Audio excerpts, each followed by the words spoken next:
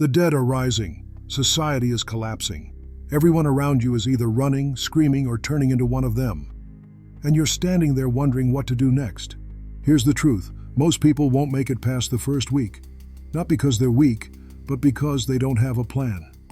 Welcome to Survival Theorem, where we analyze survival with logic, not luck.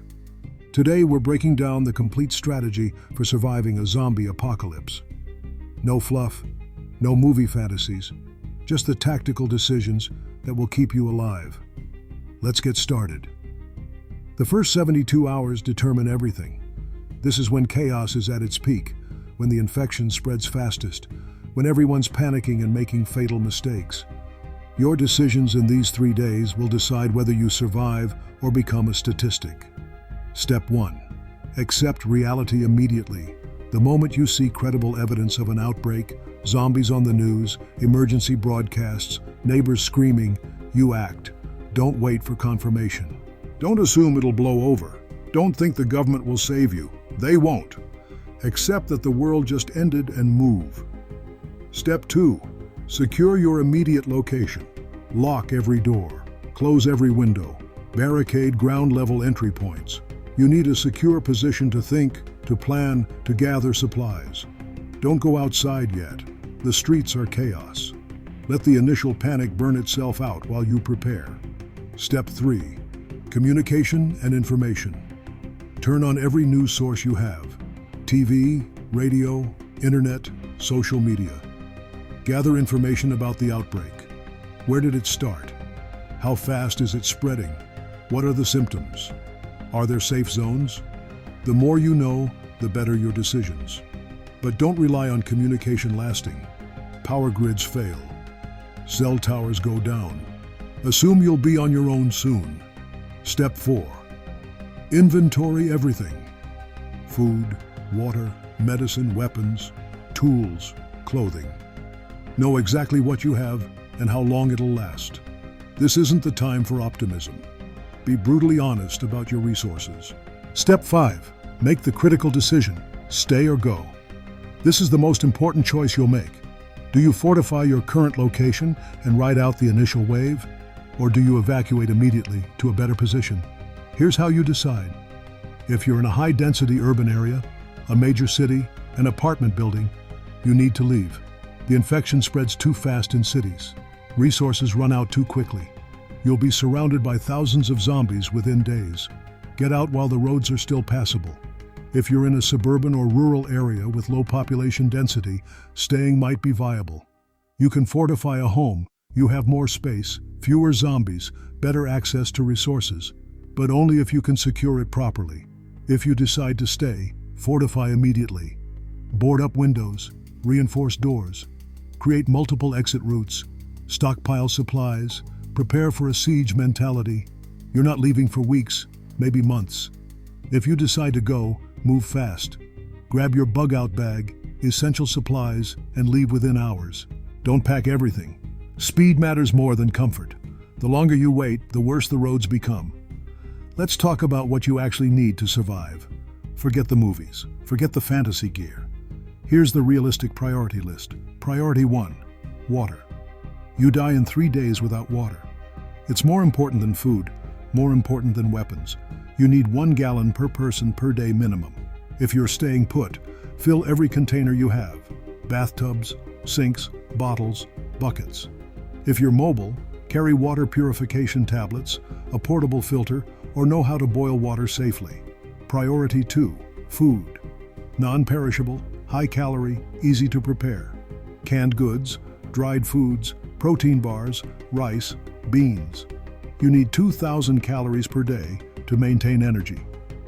More if you're doing heavy physical activity. Stockpile at least 2 weeks' worth if staying, carry 3 days' worth if mobile. Priority 3. Medicine. First aid supplies, antibiotics if you can get them, pain relievers, any prescription medications you need. Injuries and infections kill more people than zombies in a prolonged crisis. A simple cut becomes deadly without proper treatment. Priority 4. Shelter and warmth. You need protection from the elements. Clothing, blankets, sleeping bags, tarps. Hypothermia kills. Heat stroke kills. Weather is still a threat even during an apocalypse. Priority 5. Weapons and tools for defense and utility. We'll get into specifics shortly, but you need something for close combat, something for distance if possible, and tools for survival tasks. Priority 6. Fire starting capability. Lighters, matches, flint and steel. Fire means warmth, cooked food, boiled water, and psychological comfort. Never underestimate the importance of fire. Let's address the elephant in the room. Weapons. Everyone obsesses over guns, but here's the reality check. Guns are loud. Every shot announces your position to every zombie and every human within half a mile. In the early days of an outbreak, that's a death sentence. You're attracting threats, not eliminating them. Guns require ammunition. Ammo runs out. You can't make more. When it's gone, your gun is a useless piece of metal. Plus, most people aren't trained marksmen.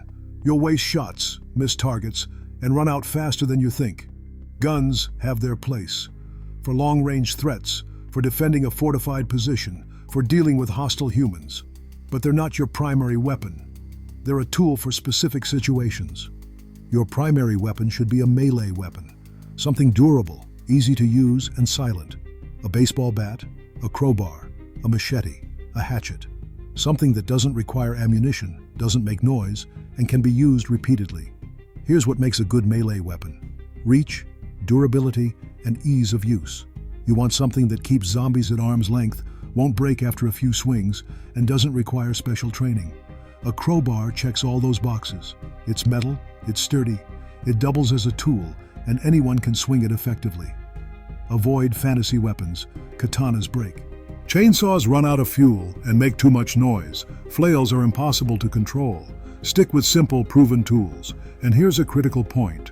Learn how to fight before you need to. Practice swinging your weapon. Build the muscle memory. Understand how to generate power, how to aim for the head, how to conserve energy. Fighting is exhausting. Inefficiency gets you killed. Now, let's talk about where you should go if you're evacuating. Not all locations are equal. Some are death traps. Some give you a fighting chance. Avoid cities at all costs. Urban areas are high-density zombie zones. Millions of infected, limited resources, no escape routes. If you're in a city when the outbreak starts, your first priority is getting out. Avoid obvious public shelters. Schools, churches, community centers. Everyone goes there. That means overcrowding, resource depletion, and conflicts. Plus, large groups attract large zombie hordes. Look for rural, defensible locations with natural resources. Farmhouses with wells and fields. Cabins near forests and water sources. Small towns with low populations. Places where you can sustain yourself long-term. Water access is critical. Rivers, lakes, wells. Without a natural water source, you're dependent on scavenging, and that's not sustainable. Defensibility matters. High ground, limited access points, clear sightlines. You want to see threats coming and have choke points you can defend. Avoid islands unless you have a boat and supplies. Islands sound safe, but you're trapped if things go wrong. No escape, limited resources, and if the outbreak reaches the island, you're surrounded. Here's something nobody talks about: mental survival. The physical challenges are obvious, but the psychological toll is what breaks most people. Isolation, constant fear, loss of loved ones, the stress of never feeling safe. It destroys you from the inside. You need mental resilience to survive long-term. Maintain routines. Structure gives you purpose. Wake up at the same time. Perform daily tasks. Keep yourself busy. Idle time breeds despair. Find purpose beyond survival. Protect others. Build something. Document your experience. Humans need meaning, not just existence. Stay connected to your humanity. It's easy to become cold, ruthless, violent. But if you lose your humanity, you've already lost. Survival isn't just about staying alive. It's about staying human. Let's talk about the long game. You've survived the initial outbreak. You've found a defensible location. You've secured supplies. Now what? Sustainability becomes the priority. You can't scavenge forever. Eventually, stores are empty. Houses are looted. Resources are gone. You need to produce your own food, water, and shelter. Learn to grow food. Gardens, crops, basic agriculture. It's harder than it sounds, but it's essential. You need land, seeds, knowledge, and time. Start small, learn as you go. Learn to hunt and fish. If you're near wilderness, wild game becomes a protein source. But hunting requires skills, tools, and patience. Most people can't do it effectively. Learn to preserve food. Smoking, salting, drying. Without refrigeration, food spoils fast. Preservation techniques extend your resources. Build a community. Solo survival is a myth. You need other people. Skills diversify. Labor multiplies. Defense strengthens. Find trustworthy survivors and work together. But be careful who you trust. Desperation makes people dangerous. Vet people slowly. Watch for red flags. A bad person in your group is worse than being alone. Here's the final truth about surviving a zombie apocalypse. There's no perfect plan. Every situation is different. Every location has pros and cons. Every decision is a calculated risk. But the survivors will be the ones who stay calm, think logically, adapt quickly, and never stop learning. The ones who prepare before they need to. The ones who understand that survival isn't about being the strongest or the most armed. It's about being the smartest. So here's your action plan. Right now, before anything happens, start preparing. Build a bug-out bag with essential supplies. Learn basic survival skills. Identify potential safe locations. Get in shape. Practice with your weapons. Develop a network of people you trust. Because if the dead do rise, you won't have time to learn. You'll only have time to act. And your preparation today determines your survival tomorrow. That's the survival theorem on how to survive a zombie apocalypse. It's not about luck. It's not about hoping for the best. It's about logic, preparation, and execution. If this guide helped you think strategically, subscribe. We've got more tactical breakdowns coming. Location analysis, celebrity survival assessments, and deep dives into specific scenarios. Stay sharp, stay logical, and when the time comes, stay alive.